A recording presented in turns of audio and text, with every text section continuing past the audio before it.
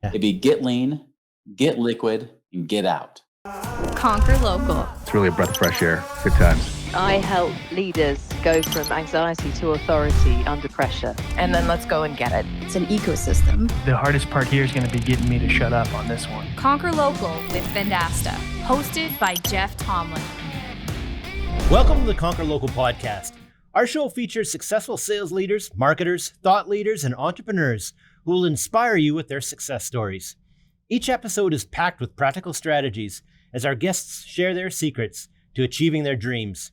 Listen in and learn highlights of their remarkable accomplishments and get tips to revamp, rework, and reimagine your business. Whether you're a small business owner, a marketer, or aspiring entrepreneur, the Conquer Local podcast is your ultimate guide to dominating your local market. Tune in now to take your business to the next level. I'm Jeff Tomlin, and on this episode, we're pleased to welcome Chris Miles. Chris Miles is a cash flow expert and an anti-financial advisor. I love it. He's a leading authority teaching entrepreneurs and professionals how to get their money working for them today. Chris has leveraged his knowledge twice to become financially independent, where his passive income exceeded his expenses. After the last recession, he successfully paid off $1 million in debt without filing bankruptcy. His expertise has garnered recognition with features in U.S. News, CNN Money, Entrepreneurs on Fire, and Bigger Pockets. He's built a reputation for himself through his company Money Ripples, delivering fast and tangible financial results for clients, with his personal clients collectively increasing their cash flow by almost $300 million in the last 12 years. Get ready, Conquerors, for Chris Miles coming up next on this week's episode of the Conquer Local podcast. Chris Miles, welcome to the Conquer Local podcast, man. Thanks for taking some time out of your busy day to join us. How you doing? Man, I am awesome. Definitely excited to be here today. Hey, well, I'm excited to have you on. You know, there's a saying, the cash flow is king. I think this is going to be a relevant conversation to absolutely anyone who's listening. First off, I love the moniker, the anti-financial advisor. So, tell me the story around that. Yeah, it's because I used to be one, right? And then I realized I was just a salesman in a suit is really what I was.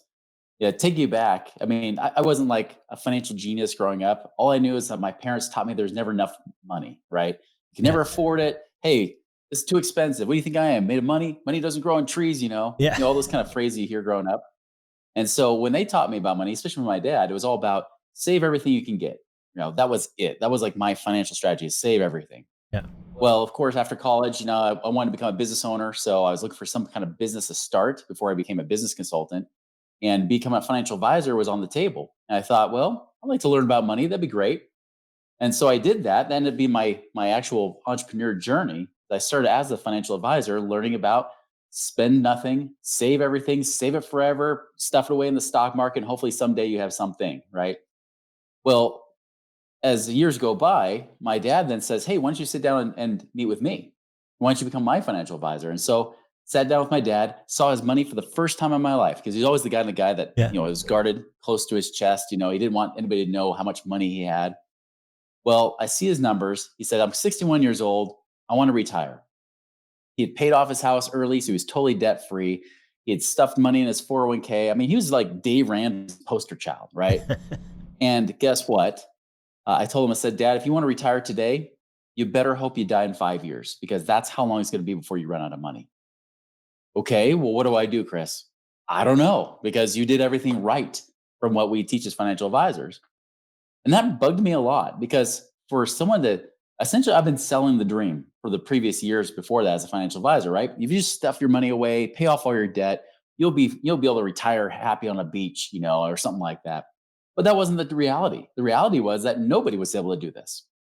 And it got pointed out to me by a friend who was a real estate investor. I actually hired him to be a financial advisor, but then he quit, went to do real estate investing. As I talked to him, he said, Chris, well, how many of your clients are actually financially free where they don't worry about running out of money? I said, well, even the retired ones worry about running out of money. So that's everybody. So nobody's financially free that way. Okay, great job, Chris. Well, how about this? How many of you guys as financial advisors are financially free? Not off the commissions you're earning, but actually doing the investments you've been recommending. And as I really was honest, brutally honest, I looked around mentally, kind of had a mental image of all the people in our office. Some had been working there since the late 1970s. And yet none of them could retire. And I said, well, maybe none. There's your problem. And so that kind of got me on a different quest, a different journey, almost like taking the Matrix red pill. I started looking at things that were outside of what financial advisors recommend. And next thing you know, I'm starting to do real estate investments and whatnot. And later that next year, after I quit being a financial advisor, I was able to retire myself when I was 28 years old. And that blew my mind that could be that simple, right? That it didn't take a financial genius. It didn't require me to find the right mutual funds or stocks. It was about doing the right things to get the right results. And that's the thing that, since 2007 came out of retirement, started teaching people how to do what we're doing today. And, we have our Money Ripples podcast, and we teach a lot of people and try to create that ripple effect through people's lives. And that's the thing that's been fun, is that we've had a lot more people doing the same kind of thing that I did, which is they become work optional. You work because you want to, not because you have to. That's so interesting. I remember like fairly young in my career, or early in my career, I recognized that, man, if I put the savings plan into practice and I do the right thing, I save a little bit of my income every single month, I put it away, and then what I have at the end of the day, I'm still not going to be able to retire on that if you do the math. And then I looked around because I've got a buddy who's a financial advisor, a really successful one, and got talking to him about well, how many people can actually work this program, and how many people that are putting money away in their savings, get to this point where they can retire with the same sort of lifestyle that they've been used to living. Not many people could do it. So, that really resonates. I wanted to ask you, what are some of the myths about financial advice that you're looking to debunk through, the things that you do now? Yeah, you hear a lot of interesting teachings, right? You hear things like high risk creates high returns, so you want to be able to really make it big with your money. You got to take all these risks. You got to gamble with it, essentially. Yeah. But think about that from a real life perspective, right? The definition of risk is chance of loss. When did a higher chance of losing become a higher chance of winning? Right? Because if that were the case, the most riskiest investment, with my money I could do is buy a whole bunch of Powerball tickets, right? So we should just all cash out over, our money, or cash in your house, like sell your house, sell off all your assets, and all of us going together buy a lottery ticket. That's what we should be doing, right? But no, that's not the case. The only people that tell you to take high risks are those that want your money, and they're going to take low risks with your money. For example, if you put your money with Fidelity, for example, right? Notice that Fidelity never stops paying themselves if you lose money, if the market goes down. Like, they will always take out their fees, whether you make money or not. They get the guaranteed fee. They take low risk while they let you gamble all your money in the stock market, right? That's the one thing that I don't like, is that they teach you one thing so that you put your money with them and keep it there forever, so they keep making money off of you forever. Another myth. You hear people talking about like the rate of return of the stock market's like 12%, and I even hear guys like Dave Ramsey preach that over and over. Guys, it has never been 12%, right? And at least not for a long period of time. There's the 2010s broke 12%, but over 30 years, even the last 30 years, even with the market hitting up near highs, all-time highs right now, it's only been just under 8% for the S&P 500. And most people's mutual funds don't even get that close. In fact, if you have a Fidelity 401k with your employer, well, guess what? Those target date funds that 45 million people have access to across the country, those target date funds do 2% worse than the stock market average. So if they're doing under 6% and then they have a 0.75% fee coming out, right? You're lucky to make 5%. So even if you get a little match, you're not making enough. So you have all that kind of stuff out there, and even saying debt's always bad. Well, yeah, if you're a bad steward of your money, it is, but is it really? So it's just all these things about money that we've been taught that really just keep us in a box. They'll put our money in prison, right? It's throw your money at the advisor. Don't ever take it out because you're in it for the long haul. That's another myth, right? Yeah. Just got to put it in there. And if it goes down, just leave it in there longer, like my dad did, where he literally worked until his 70s before he was forced into retirement. Then he's just now trying to stretch out his money as long as he can. So that all that stuff is really leading people to put their money in prison, lock it up in your house, whatever it might be. But when you need the money, you can't get it out, like what happened in the last recession, things like that. That's just ridiculous advice. Like, we could be doing so much better with our money than that.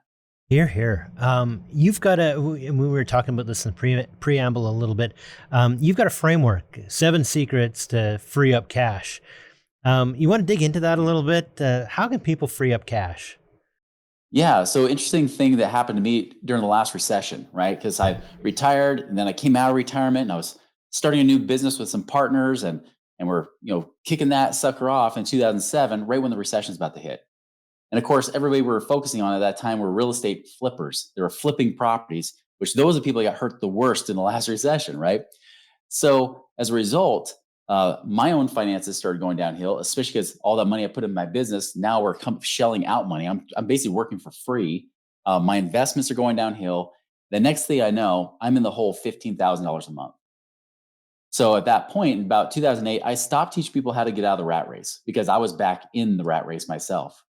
So instead, I started teaching people what I was doing, which was finding money, how to get resourceful with it. And so that's where those 7 secrets came from. Is actually what literally pulled me out over $1 million debt hole. Got me not only to do that, but then by the end of 2016, was able to once again become work optional, right? Where I was able to retire if I wanted to. And so things like for example, one of the things I always tell people to do is start tracking your money. Because when I was making a lot of money, I didn't worry about tracking it Right. because money was like air. The only time you count your breaths of air is when the air runs out, right? Or it's Yep. getting in short supply. Same thing with money. A lot of times, if we could just start really track our money, be wise stewards of our money while things are good, when things get bad, or if they ever get bad, you are always prepared, right? You are in a better position. I've had people like, especially business owners. I'll tell you, business owners are the funniest people because they have money leaks all over the place. Most of them don't ever track their money, whether it be in their business and or their personal life. And so I had people do both. And what's interesting is that I had one woman. She was a contractor, right? She did a lot of graphic design work and whatnot. And she's like, "I'm just too busy to track my money." I said, "Try it. Watch what'll happen." She did it, freed up $1,800 a month without sacrificing her lifestyle. Just because she was watching her money, she was just a little bit wiser with it. They still ate out, they still went on vacation, they still did fun stuff, but they just stopped blowing it in different places. 1,800 a month, that's literally over 20 grand a year that's back in their life, right? I had another woman, Silicon Valley, California, her and her husband making a quarter million a year, but paycheck to paycheck. They started doing this, found out eating out alone, they were spending $5,600 a month just Yeah. eating Wow. out. And by the way, this is 2010. Yeah. So you almost double that number now with inflation, like that's Easy. how insane it was. Needless to say, we freed up over 70,000 a year for them just between that tax savings. There's a lot of things, especially for a business owner, you can free up a lot of money with tax savings too and tax strategies. That's another one of those secrets we talk about too. Yeah, when I was like really young, we just got married. One of the things always stands out in my mind is, I wasn't tracking my money, like, religiously and treating it like I should have been. And it's insidious how it starts to leak. And, there's a moniker in marketing, you improve what you measure. And so if you actually measure Yes. things, you start paying attention to it. And I remember like, one year, after several years, my wife and I, we were lucky enough to have a line of credit, but we consistently spent a little bit more than what we made. And so, we started incurring debt, and because that Yeah. convenient thing was there. And one year we decided to hunker down, measure what we were spending and cut into it. And, we paid off $25,000 in debt, and, we weren't making much at the time. But that sticks out in my head. And so your story resonates with me. If you pay attention to it and you measure it, it's amazing what you can do, isn't it? It is. It's interesting you mentioned debt because debt's an interesting one that a lot of people either taught one, you aim for the highest interest rate, or two, the lowest balance. Yeah. And sometimes it works out, but I'll tell you from my experience, like when I was in the hole, I didn't care what the interest rate was. I cared about how much was coming out of my pocket each month, right? That was the thing that hurt the most is month after month, Right. what's killing me. Because if you can at least get to the point of breaking even, you can get ahead on debt, right? Because you're always paying principal and interest. Yeah. Well, one equation that I'll teach you guys right now that I learned was doing what's called a cash flow index. This is something I figured out. I was actually working late into the night because I was trying to figure out how to dig out of my hole. I couldn't sleep, And I started looking at my debt like it was an investment, right? Like if I pay off this loan, what's my rate of return? Because I was also doing passive investing. I was like, well, if I got this much cash, do I invest it or do I pay off debt? What's going to give me the better month on month cash that I need to have? Right. Is it the paying off the debt that frees up the money? Or is it investing in an investment that pays me income that can more than pay for that payment? Well, that eventually I created an index, which is I take the balance of the loan divided by the minimum required monthly payment, and I'll get a number. I'll get that index. So for example, say that you've got a $10,000 car loan, that's $500 a month. Maybe it's a low interest rate, but it's $500 a month. But you also have the $10,000 credit card, that's $200 a month. Well, if you were to ask most people, which one do they tell you to pay off if all you have was 10,000 bucks? They'd say credit card, right? Like pay off that credit card, get rid of it. All that interest is horrible. But I beg to differ because I know that the stress in most people's lives, and it's more psychological when you're trying to battle money, it's really about what that payment's doing to you. Because that payment is what puts you in bondage, right? And so I told them, I was like, no, I would pay off the $500 a month car loan, even if it's lower interest, because now have more freedom. I have more options. Because if I have that extra 500 a month, I can always put it on that credit card and pay 700 a month, and I'll still pay it off in less than a year, hardly charging me any more interest anyways. Yeah. But so many people get caught up on, oh, it's a credit card, I got to pay that off first. No, pay off the one that has the highest payment with the lowest balance ratio, which is that cash flow index. So if you do that index, 10,000 minus 500 divided by 500 is 20 versus the credit card, 10,000 divided by 200 is 50. So I pay off the lowest index first, and then I do that whole little debt snowball using the index to free up that money. Smart. I love that. One of the things, by the way, that strikes me is in today's day and age, even double income families, it's like a lot of people, it's struggling to make ends meet. You'd think typically in the past, you have two incomes, you should be doing good, especially if you've got relatively good incomes. But people are still struggling now, even if they've got two pretty good incomes. So from the lens, you think looking and you're talking to entrepreneurs, or you're talking to professionals, how are different ways that they can create multiple income streams to help not just make ends meet, but start getting ahead of the game and get to where they want to go? Yeah, you can really separate into like three different types of income, right? There's active income that you basically work for. There's residual income, which works in business, where that's like passive income but in your business. You have to put some work in up front, but then it'll pay you over time. And then there's passive income, which that's where you get your money to start working for you instead. It's like having your own employees, but they're your Franklins, right? Yeah. That kind of thing. So like active income, a great way to do that, and that's what I had to do myself to dig out of that hole, is I had to figure out how to get my active income up. You can only cut your expenses back so far before you're living in a cardboard box, right? Yep. So it's not all about expenses. Expenses are limited. Income can be limitless. So I started, really going back to the fundamental principle I teach all my clients, which is dollars follow value, right?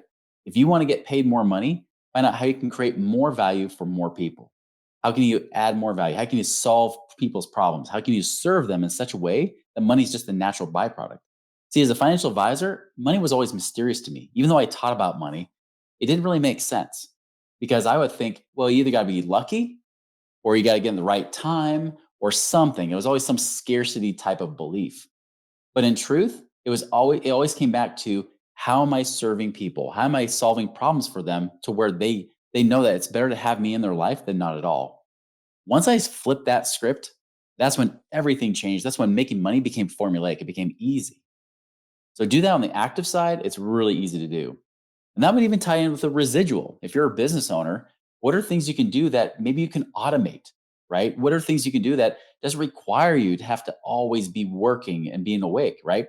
Do you have monthly memberships you can be doing? Do you have intellectual property products or something like that you can offer and sell that you can get paid on even while you're sleeping? Those kind of things. Those are the kind of things we talk about with residual.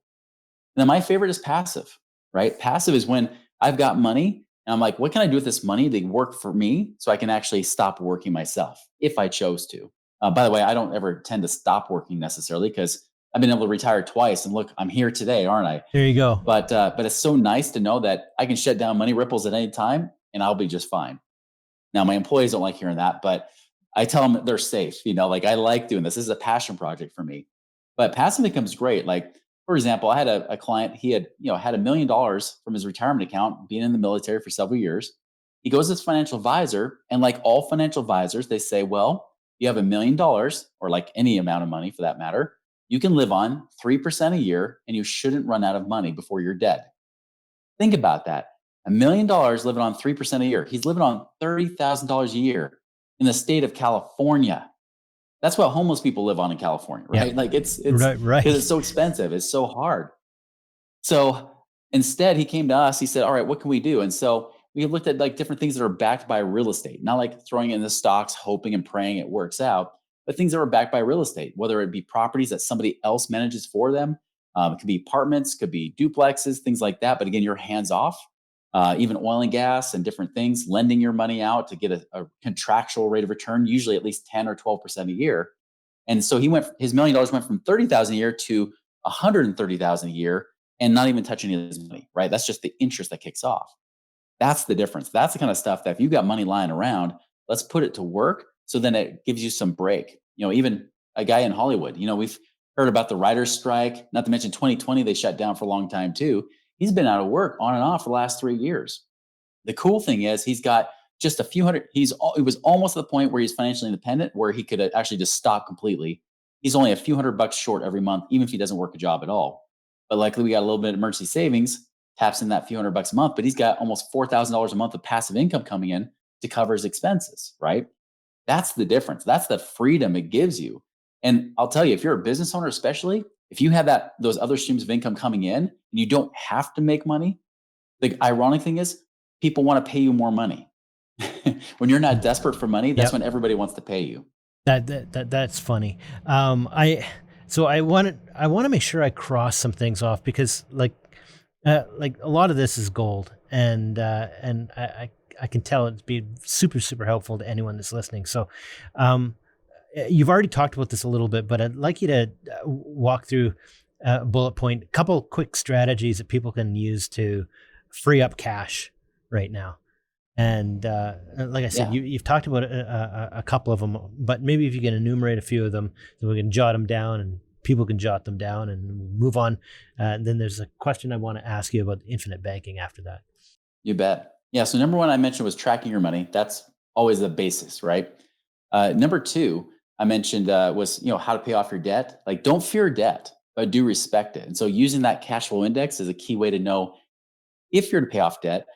I would use that. And by the way, here's the bonus with that index. Yeah. Only really accelerate or pay off the debt faster for those that are a 40 or less. If it's higher, pay minimum payments. Don't worry about it. And don't throw extra payments on all your debt. That's something that really just doesn't add a lot of freedom to your life and can actually create more stress. So just focus on one debt at a time, lowest cash flow index first.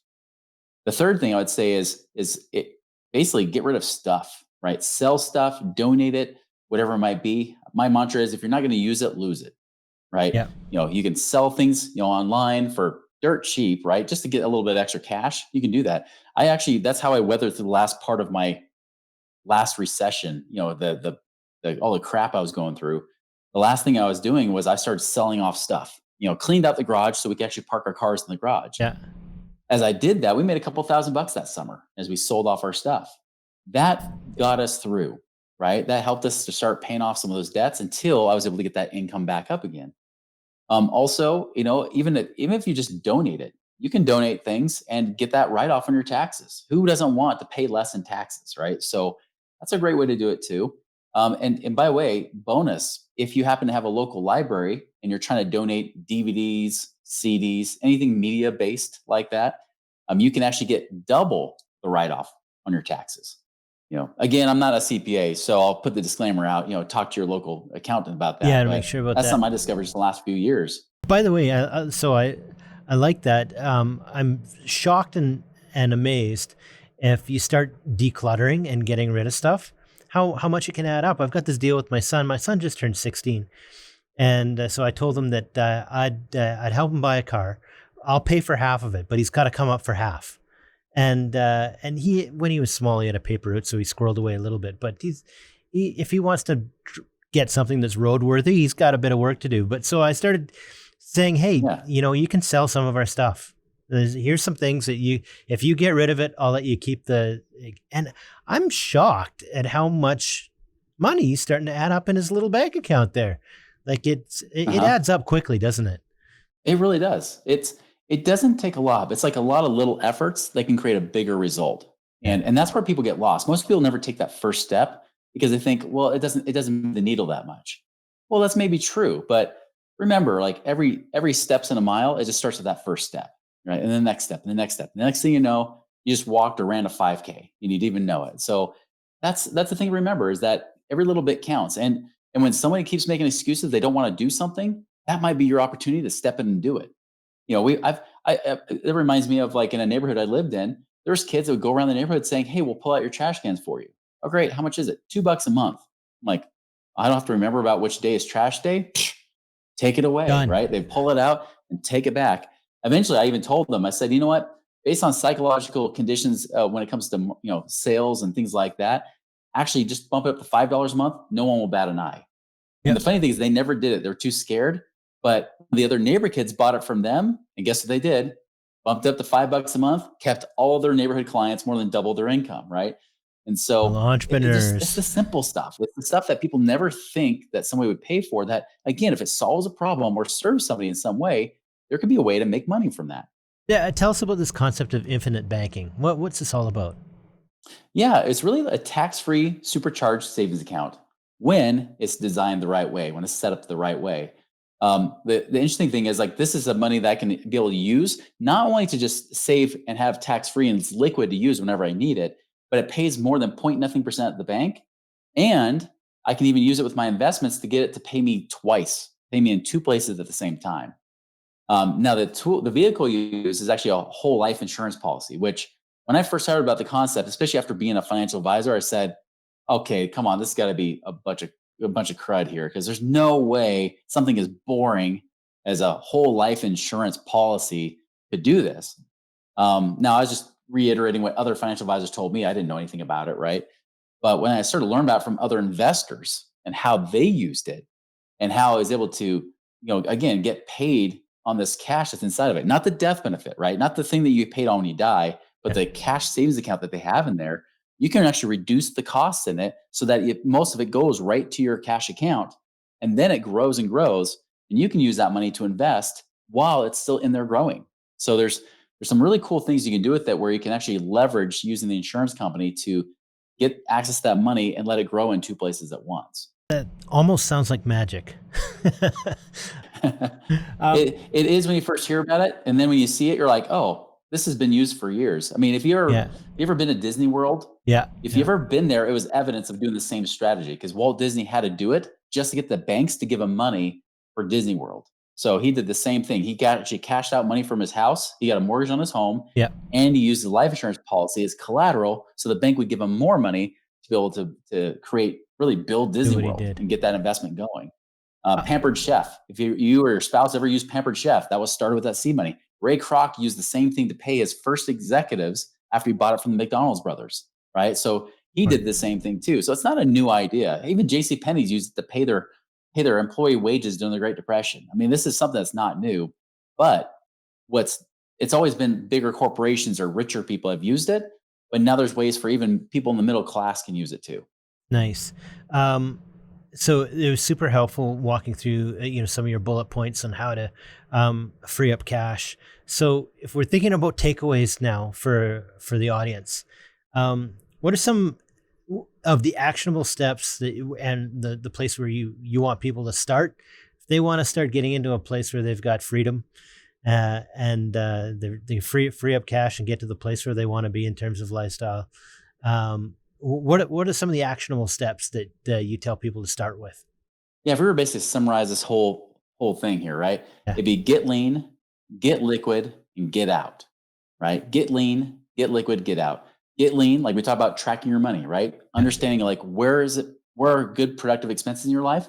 Where are expenses that maybe aren't worthwhile? So make sure you're getting lean. Make sure that you have extra cash that you can use and do things with.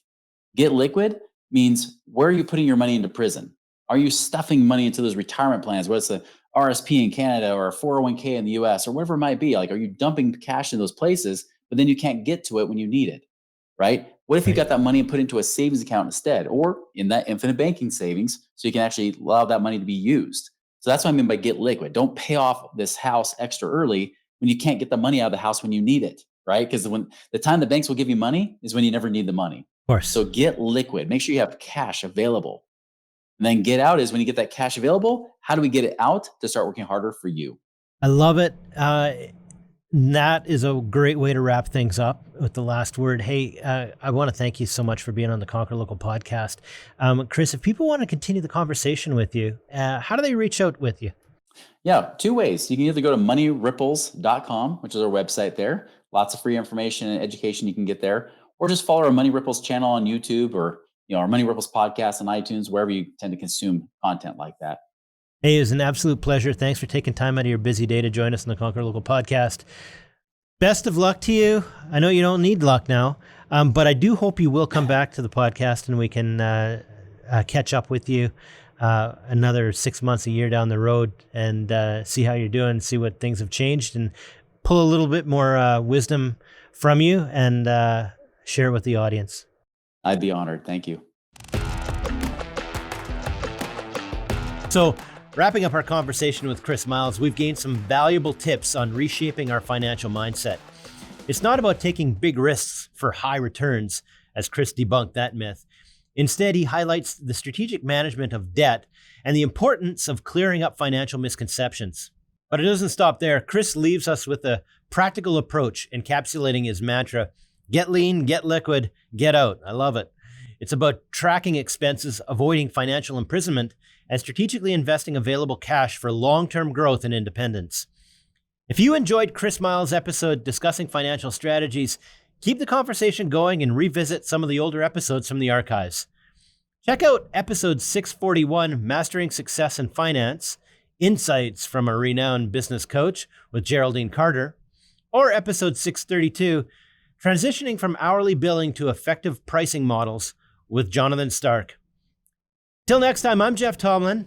Get out there and be awesome. You've been listening to the Conquer Local podcast presented by Vendasta. Tune in next week for a new episode. Guest discovery and produced by Suleiman Adam. Marketing by Rory Lawford, Brandon Moore, and Suleiman Adam. Executive producers Brendan King, Jeff Tomlin, and Suleiman Adam. Recorded at Vendasta headquarters on the Canadian Prairies.